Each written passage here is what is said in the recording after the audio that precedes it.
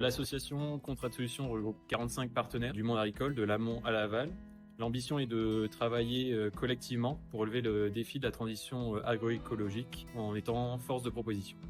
Je suis venu présenter le contrat de solution parce que c'est une solution parmi tant d'autres. L'agriculture est plurielle. On a besoin de tous les arguments. On a besoin de toutes les générations. C'est important de faire passer les messages aujourd'hui pour les acteurs de demain. Le message que j'ai voulu faire passer aux agriculteurs, aux jeunes qui étaient là aujourd'hui, durabilité, 3 piliers, l'économique, l'environnemental et le social. Vous enlevez un des 3 piliers du tabouret, le monde agricole se casse la figure. L'agroécologie est une thématique vraiment qu'on travaille beaucoup en fait au sein du réseau. L'ensemble des établissements de Nouvelle-Aquitaine en fait possèdent un plan local enseigné à produire autrement. L'objectif, c'est d'inviter en fait nos élèves à réfléchir en fait aux évolutions des pratiques agricoles, mais aussi en fait dans leur quotidien, comment prendre en compte en fait toutes les contraintes environnementales d'aujourd'hui, le respect de l'environnement. On a centré les débats principalement sur la question des produits phytosanitaires. Mais moi, dans mon rôle, j'ai élargi un petit peu le focus des transitions agroécologiques, puisqu'on va parler, je dirais, des transitions au sens large. On va retrouver la thématique de l'eau, des produits phyto évidemment, mais aussi la citoyenneté, la santé ou encore l'énergie par exemple. Depuis maintenant 3 ans, l'association organise des journées techniques, multipartenaires et intergénérationnelles dans des établissements d'enseignement agricole pour mixer un public d'élèves, donc des lycéens, des BTS et des agriculteurs du secteur. On intervient sur un atelier sur la biodiversité.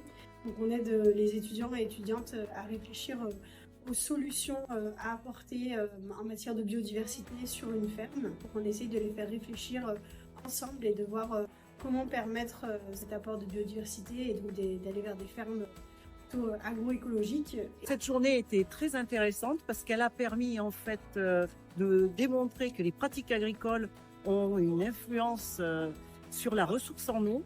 Ça peut permettre d'échanger sur cette thématique, surtout autour de l'impact des phytosanitaires sur notre ressource en eau.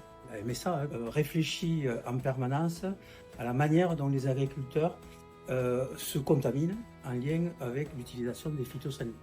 L'idée de l'atelier aujourd'hui, c'est de sensibiliser les jeunes sur le risque phytosanitaire, leur faire prendre conscience de ce risque-là, qui est un risque invisible. Donc avec un atelier technique, pragmatique, mettre en lumière, mettre en exergue sous UV les contaminations. Donc on voit que ça remonte sur les habits, on voit sur les visages, les personnes qui se remettent les lunettes, etc.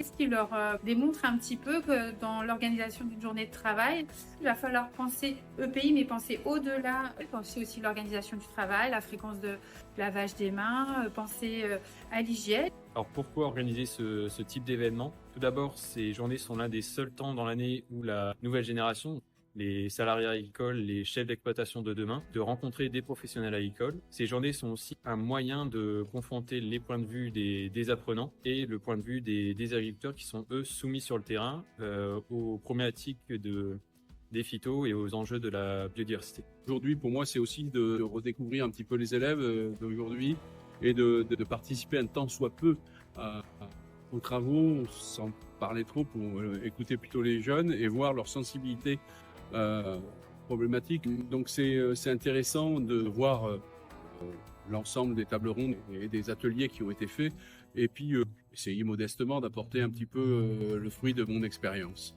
Donc on a pu être en lien avec la gestion de l'eau, avec les produits phyto, l'entretien.